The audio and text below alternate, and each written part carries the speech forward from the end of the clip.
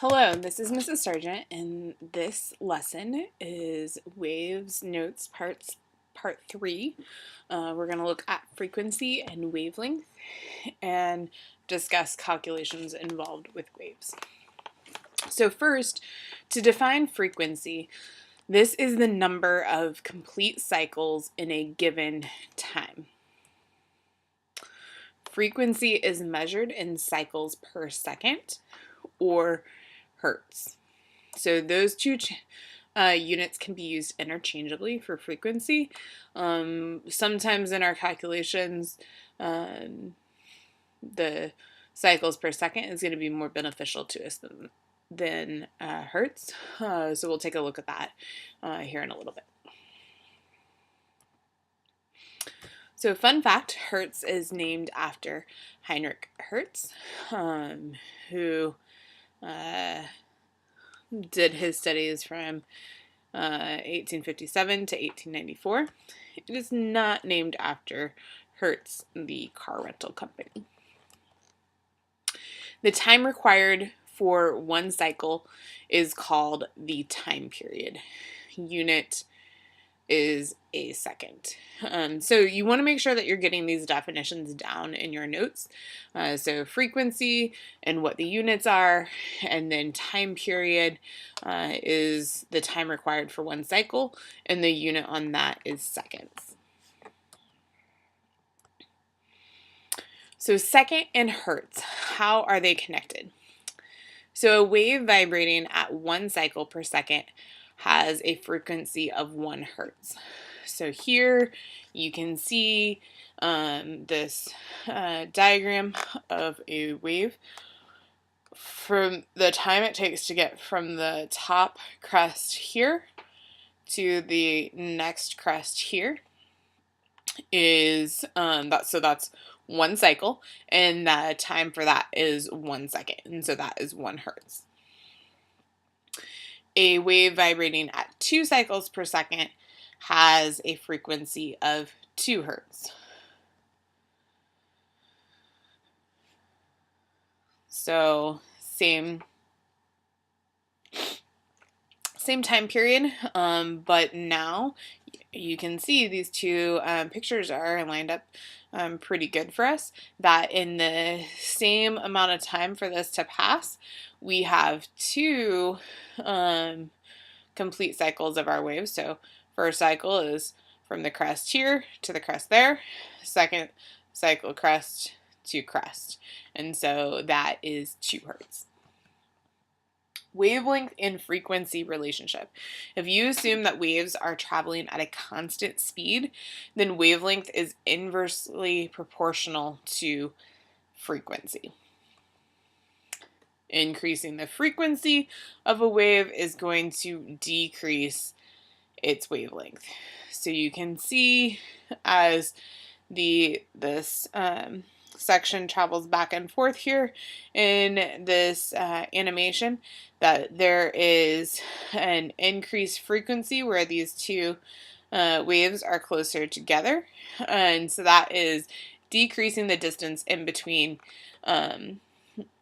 crest to crest or trough to trough on that increased frequency section. So the wave velocity equation, velocity equals wavelength times frequency. So velocity is represented, that variable is represented with a v, and it is equal to lambda, which is a Greek letter. That is what represents a wavelength. So basically it's an upside down y, and then multiply it by the frequency, which, convenient, is represented by f. So that one should be easy to remember. So like we've had with other equations throughout the year, we can put this equation into a triangle. So wavelength and frequency are multiplied by each other. Velocity is what it's equal to. So if you cover up the v, you get frequency times wavelength.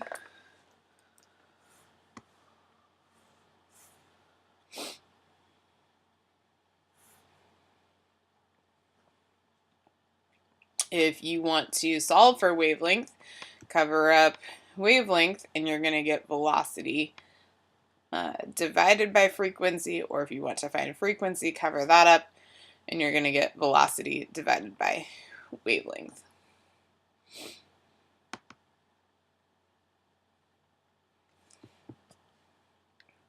So again, looking at the relationships between wavelength and frequency, when the velocity is constant, if the wavelength increases, then the frequency is going to decrease. So this is called an inverse relationship. When they're when one increases, the other decreases, that's an inverse relationship. So let's take a look at an example together. This problem says the speed of mechanical waves, one end of a rope vibrates to produce a wave with a wavelength of 0.25 meter, and the frequency of the wave is 3 hertz. What is the speed of the wave? Hence, hertz is equal to 1 over a second. So anytime I'm going through a problem, I like to kind of highlight my information. So in the problem, I'm told the wavelength is 0.25 meter and the frequency of the wave is 3 hertz. It says, what is the speed of the wave?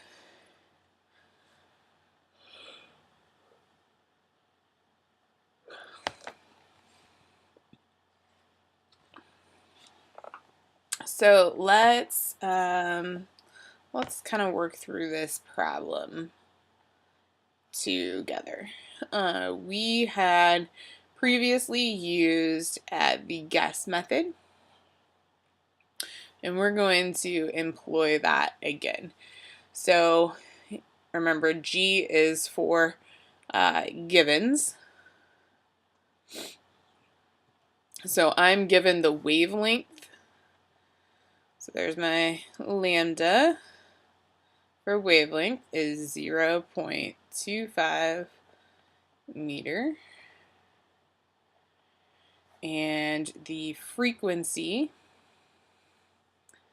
is 3 hertz. And I'm looking for this speed. So speed is referring to the velocity. So velocity is my unknown. I can't spell right now, apparently. Let's just try to... There we go. So G, U. So the equation that I need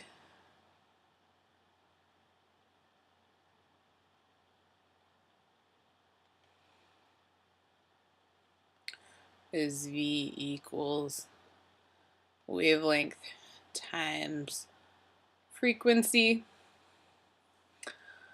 Then the next step is to substitute into the equation, or substitution. So that's my first Sing guess. So V equals 0.25 meters. I like to put parentheses around that just so I know what all I'm multiplying, times my frequency, which was given to us as 3.0 hertz. Okay. Now, the second S is solve.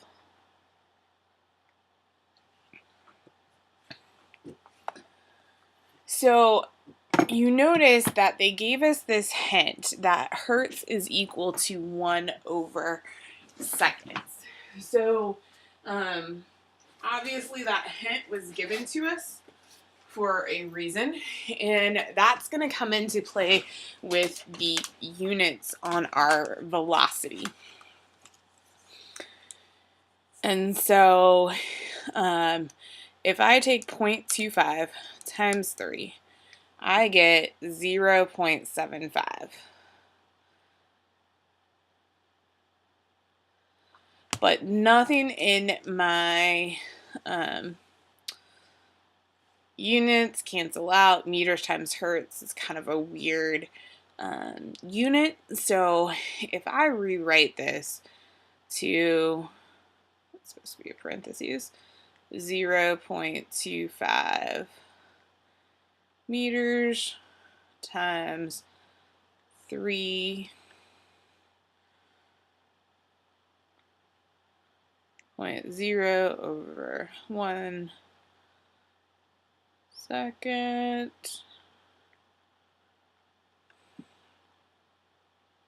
So I'm kind of scrunching it on here, and it's a little bit hard to read. So now this is meters.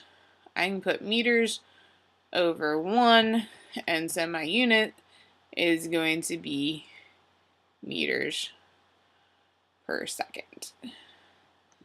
So my final answer for velocity is 0.75 meters per second.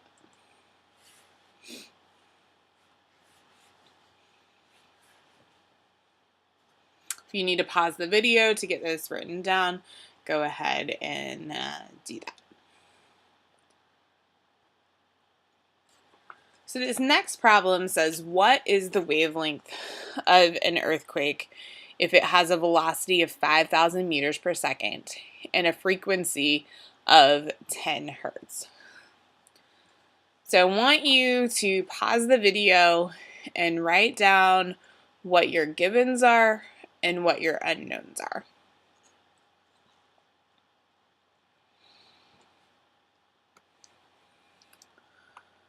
Oh. Welcome back. So we are going to givens. Well, I look for the first number, and I see that's 5,000 meters per second. That is the velocity. So velocity equals 5,000 meters per second. My next number is 10 hertz. So that is my frequency. My unknown, well, what it's asking us to find, that is the wavelength. So I don't know what lambda is. The equation. Now, V equals wavelength times frequency. Well, we're not trying to solve for velocity. So if we think back to our triangle, V, wavelength, frequency. So I want to find wavelength. If I cover this up, I have V divided by F. So wavelength equals V over F. So my first S, substitute the numbers in. So you should have 5,000 meters per second over 10 hertz. And again, I like to put 1 over seconds when I'm using it in my calculations, just because then it's going to be easier to determine what my final units are, because I can look and see what is going to cancel out. And so 5,000 divided by 10, you should get, for solving it, you should get 500. Now, when we go to think about what units are going to be on that, we have meters over seconds divided by 1 over second. So if I do meters over second and then I multiply by the reciprocal, because it's dividing, seconds is going to cancel out. So I have meters over 1, which is the same as meters. So that is equal to my wavelength. Okay.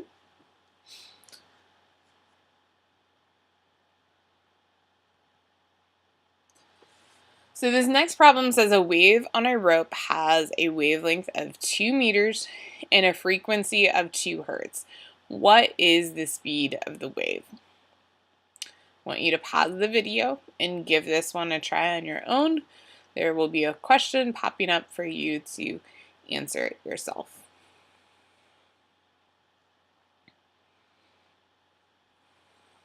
Okay, so you should have gotten feedback on that problem to see how it is worked out.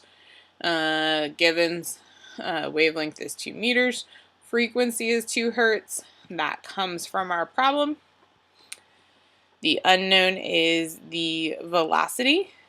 So equation equals velocity.